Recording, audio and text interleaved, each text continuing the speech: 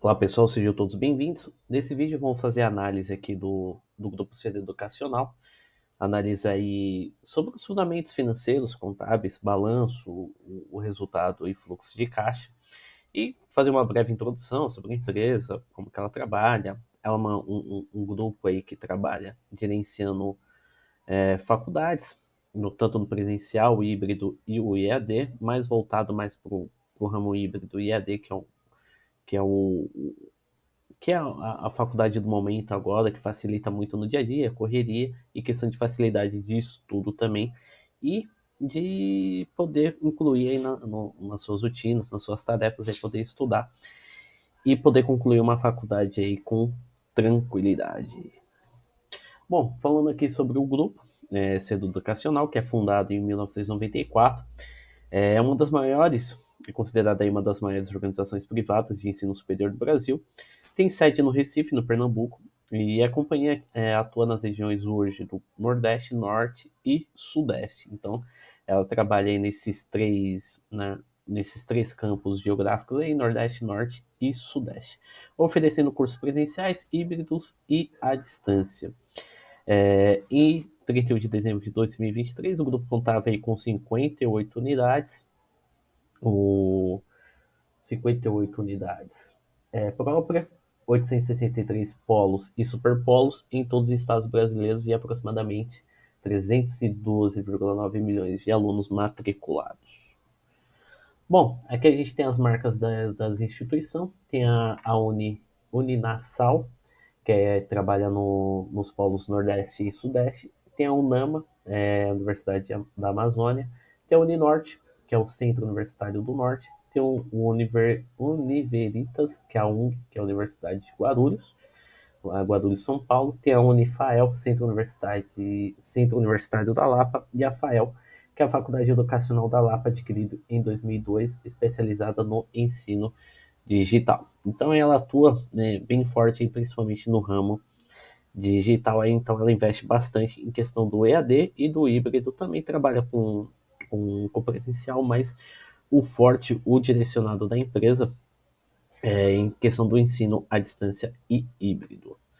A gente tem a performance financeira aqui, entre 2021 e 2023, a receita líquida do servidor educacional teve um aumento de 14,1%, passando de 1,4 bilhão para 1,83 bilhões. Esse crescimento foi funcionado pela expansão das matrículas, especialmente nos cursos híbridos e digitais, e pela consolidação das aquisições como a FAEL, que é a última faculdade que a gente viu aqui, que é a Faculdade da Lapa, que foi adquirida em 2022, especializada em ensino digital.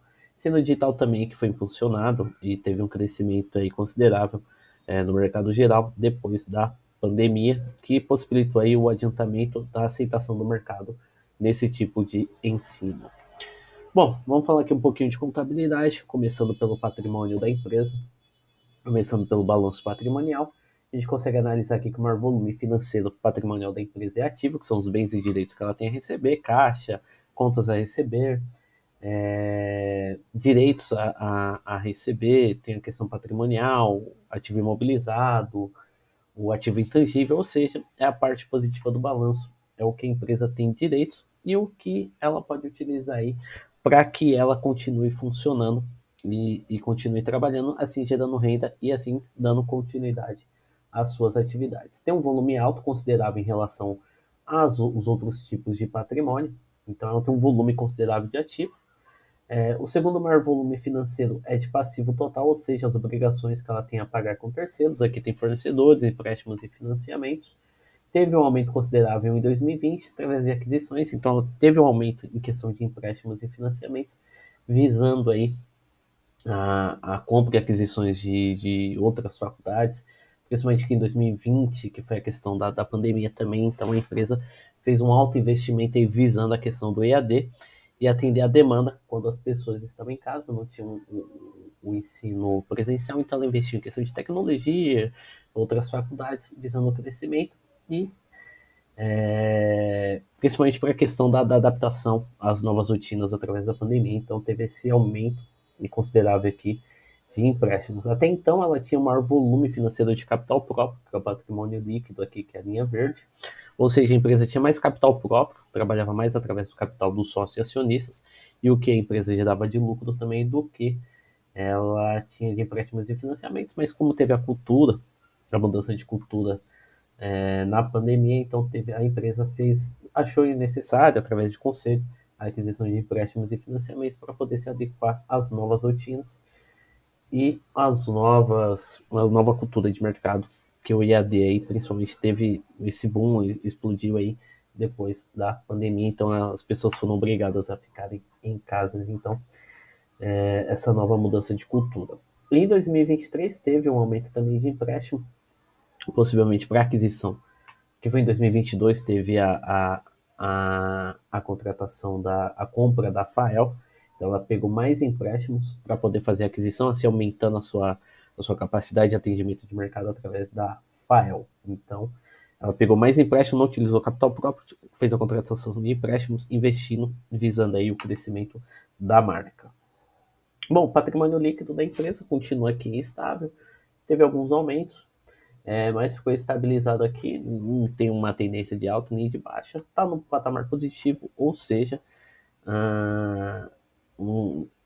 está no patamar positivo, então não tem muito o que se falar, não está nem numa tendência de baixa, nem numa tendência de alta. Hoje a empresa está sendo financiada mais com recursos de terceiros do que recursos próprios, mas essa tendência não pode cair. Tá o certo é aumentar, né, vindo uma tendência de alta, mas se está neutro, então é uma empresa aí nova, recente aí no mercado, né, então é uma empresa para se pensar em questão de investimento a longo prazo, verificar o que ocorre nos próximos períodos. Bom, falar um pouquinho do ativo circulante, é um grupo do ativo, são contas a receber, bens e direitos a receber aqui no curto prazo na contabilidade, são os próximos 12 meses. A gente consegue analisar aqui eu divido, aqui é um padrão que eu utilizo, que é o caixas, contas a receber e o estoque. A empresa é uma empresa de serviço, então o estoque aqui a gente não tem. Então a gente vai trabalhar aqui com caixas equivalentes, contas e contas a receber. A empresa tem um volume variando de contas de caixa, né, que é a linha azul.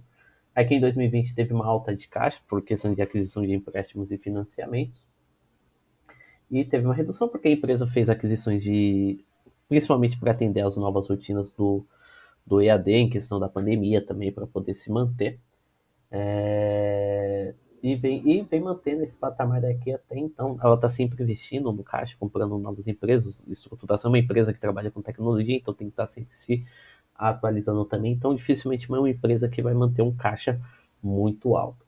Contas receber da empresa vem crescendo, então ela vem fazendo novas aquisições. Contas receber são as vendas a prazo, então que são os boletos das mensalidades dos alunos. Vem crescendo, a empresa vem fazendo aquisições de novas faculdades, então a tendência e também essa cultura do EAD também vem aumentando, então mais pessoas vêm procurando o EAD ao invés do presencial, então vem numa tendência de alta, então a questão de números de matrículas, a tendência vem aumentando, então a empresa consegue fazer uma projeção aí de geração de caixa.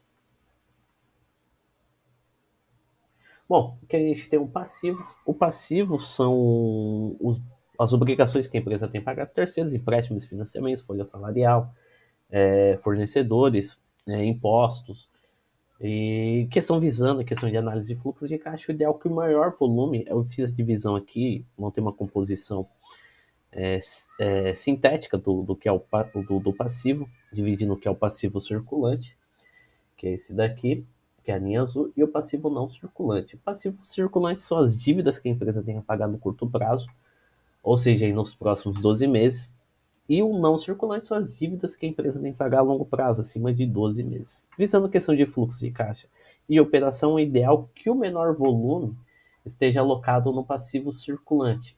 Quanto menos dívida a empresa tiver que pagar no curto prazo, assim ela tem mais tempo para poder gerar suas operações, arrumar caixa, receber dos seus alunos, né, para poder gerar caixa, assim honrar esses compromissos com tranquilidade, não gerar atraso e não gerar complicações. E o maior volume esteja alocado a longo prazo, com a mesma estratégia, a empresa ter tempo suficiente, gerar suas operações, visando o crescimento com os investimentos que ela vem fazendo em comprando novas faculdades, aumentar a composição de mercado, ter mais matrícula, ter maior atendimento, e assim ela gerar mais caixa, crescendo sucessivamente. Com as dívidas a longo prazo, assim ela tem tempo para poder trabalhar através desses investimentos. É o que a gente consegue verificar na composição, está bem interessante.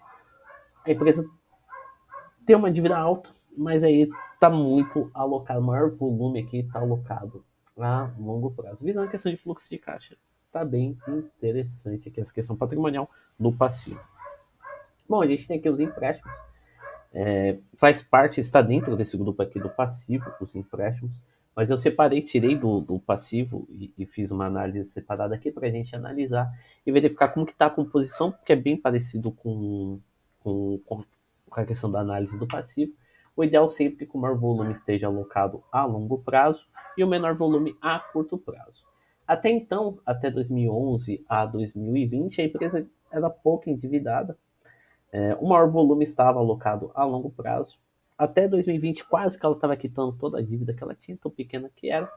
Mas em 2020 veio a questão da pandemia, a empresa teve que se estruturar, fez aquisição de empréstimos, utilizou o crédito que ela tinha no mercado, fez aquisições de novas faculdades. Aqui em 2022 ela fez uma nova aquisição de empréstimo, que foi a questão da FAEL, que é a Faculdade de Tecnologia, visando aí crescimento e aumento em questão da sua demanda de mercado, em questão de presença de mercado, visando praticamente aí ela fez a aquisição desses empréstimos, mas negociou para o maior volume a longo prazo, assim tendo tempo para poder honrar, pagar essas dívidas aí com certa tranquilidade, até dependendo sobre um caixa, fazer amortização, adiantando esses empréstimos para pagar menos juros e diminuindo a questão das despesas financeiras.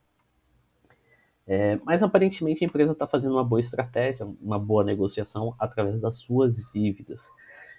Vamos verificar o que ocorre nos próximos períodos, se os investimentos que ela está fazendo em novas faculdades, questão de investimento tecnológico para poder atender a demanda de mercado, trazer mais alunos do EAD e o híbrido também, até presencial, mas aí é mais focado em questão do EAD e híbrido. Vamos ver se a empresa, se os investimentos que ela está fazendo vai dar resultado, visando aí a poder quitar esses empréstimos, que esses empréstimos aí são totalmente investindo, pensando no crescimento da empresa. E esse investimento que ela tem que fazer tem que dar um retorno, então tem que verificar aí o que vai ocorrer e acompanhar próximo aí nos próximos divulgações de resultado. Bom, falando em resultado, vamos falar um pouquinho aqui de vendas e despesas, né? Lucratividade e prejuízo. Bom, a gente tem a receita líquida, que é o volume de vendas da empresa.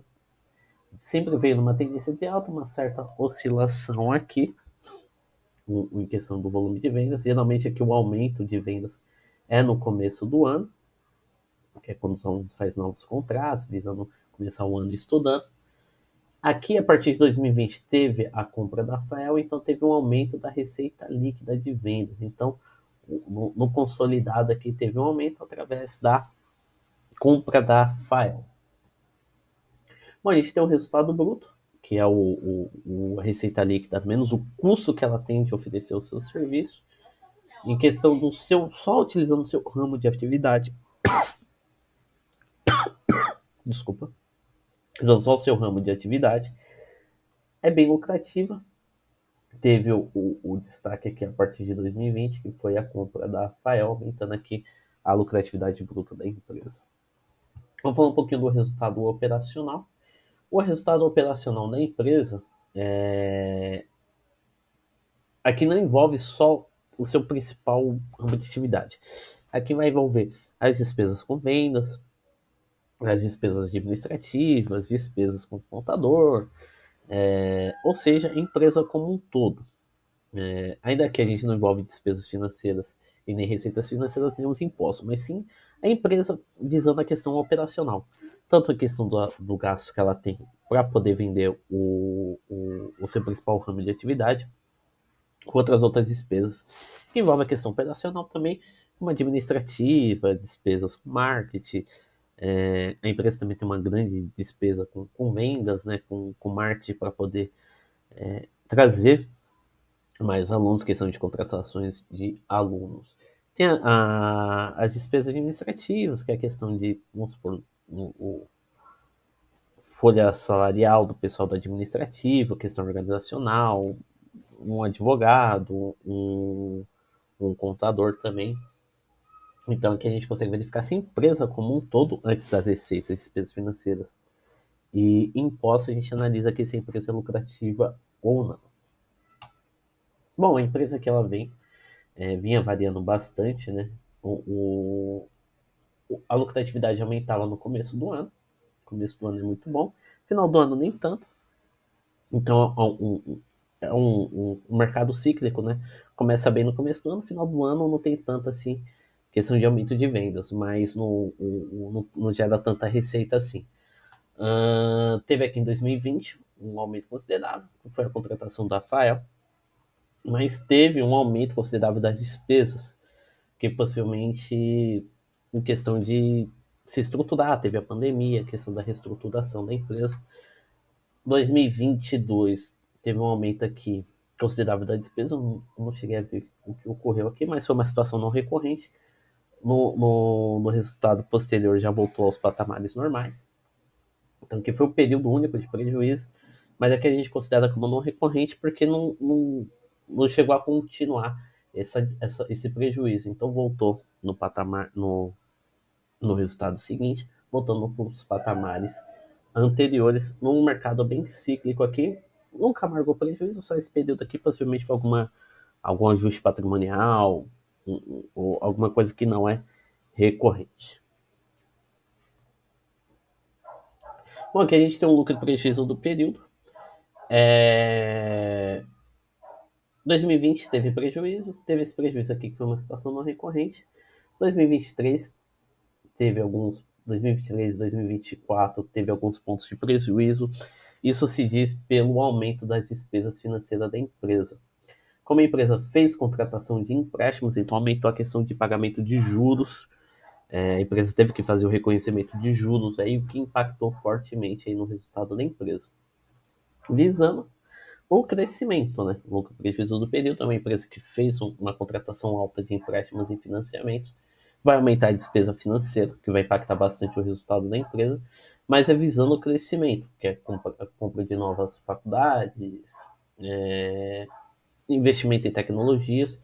Então, isso aqui, quando a empresa faz a captação de empréstimos e financiamentos, é visando, principalmente quando ela utiliza para compra de novas empresas e investimento de tecnologia também, é visando aí o médio a longo prazo, aí a questão de resultado. Vamos verificar aí se o que a empresa está investindo vai trazer retorno aí no médio a longo prazo para poder quitar essas dívidas e visando o crescimento de mercado. Vamos verificar o que vai impactar no resultado. Vamos analisar também a questão do fluxo de caixa. Eu fiz aqui, até esqueci de colocar no slide. Tem a questão do fluxo de caixa também. Cadê?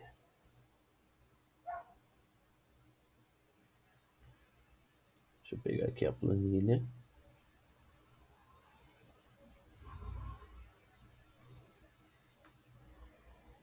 Tem a questão de fluxo de caixa também. Deixa eu colocar aqui no slide.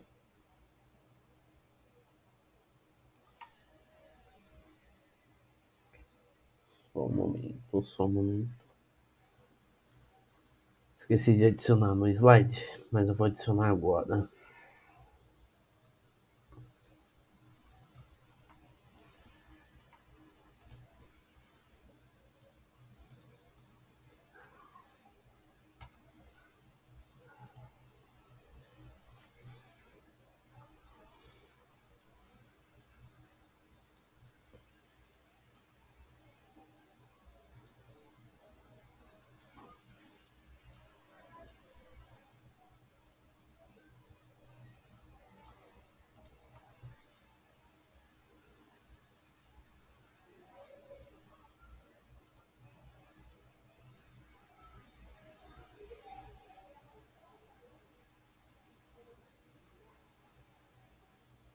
Pronto, aqui a gente tem a questão do fluxo de caixa. Que a empresa ela tem três tipos de forma de geração de caixa, que é o operacional, o de investimento e o de financiamento. O mais importante é a geração de caixa de empresa através do caixa líquido de atividades operacionais, ou seja, com seu principal ramo de atividade. A gente consegue analisar que a empresa gerou caixa, foi positivo, ou seja, suas operações estão gerando caixa, estão gerando dinheiro vivo. A gente tem as atividades de investimento, que está alto, então está negativo, então, através das atividades de investimento, teve compra de ativo imobilizado, como uma empresa que está investindo em crescimento, em atividades. Então, esse gasto com ativo imobilizado ele vem crescendo, com intangível também, que é compras de outras marcas, por exemplo, a Rafael, então aí impacta a questão do intangível da empresa. E tem o pagamento de aquisição de controladas, que é como que ela vem comprando empresas, então ela faz o pagamento parcelado, que impacta o fluxo de caixa da empresa que está negativo, e vem mantendo a mesma média. Em 2023 foi 52 milhões, aqui está 56 mil, mas aqui tem a questão do milhões, tá? Então, isso aqui, para a questão de resumo, isso aqui é considerado milhões. Então, 52 milhões foram pagos em 2023 e 56 milhões foram pagos em 2024. Então, a empresa vem tendo esse custo aí anual de pagamento da compra das faculdades que ela vem visando investimento e crescimento aí no médio a longo prazo, principalmente mais a longo prazo. Aqui a gente tem um caixa líquido de atividades de financiamento que foi negativo. A empresa está pagando, teve um aumento dos empréstimos e financiamentos, então a empresa vem pagando um grande valor de empréstimos e financiamentos. Em 2023 foi 13 milhões, aumentando para 42 milhões em 2024. Tem a amortização também de arrendamentos mercantis, que aí é a questão de faz aquisição de ativo, então ela faz o pagamento aí mensal desses arrendamentos mercantis. E a gente teve um caixa negativo, então, somando o, a atividade operacional. A atividade operacional foi o único positivo, a questão é positivo. Quer dizer, é ruim quando a empresa com seu principal ramo de atividade não gera caixa, mas quando com o seu principal ramo de atividade, pelo menos a sua atividade ela está gerando caixa, então visando a longo prazo, isso é positivo. Uma empresa que está visando crescimento e investimento, então ela tem um alto custo de. Quando a empresa faz um alto investimento, então geralmente o caixa de financiamento é negativo e de investimento é negativo, mas como que a empresa está crescendo e ela está trabalhando e está ativa, pelo menos o caixa operacional tem que estar positivo, né? Então, o seu ramo de atividade está gerando caixa.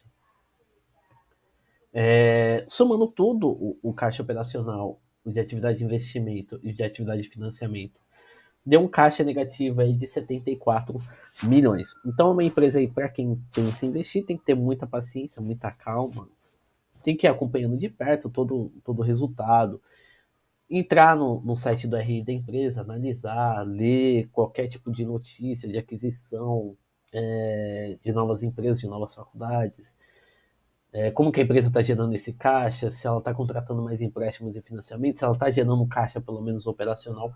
Então, uma empresa aí que você tem que analisar. É uma empresa aí que, olhando a questão patrimonial, questão operacional, está apresentando bons números, tem uma alta despesa financeira, um alto gasto financeiro também através de aquisições de empréstimos e financiamentos. Ela está fazendo uma boa administração desses empréstimos e financiamentos, alocando a maior parte em questão de fluxo de caixa, visando questão de pagamento. A maior parte está alocada a longo prazo, a menor parte está a curto prazo.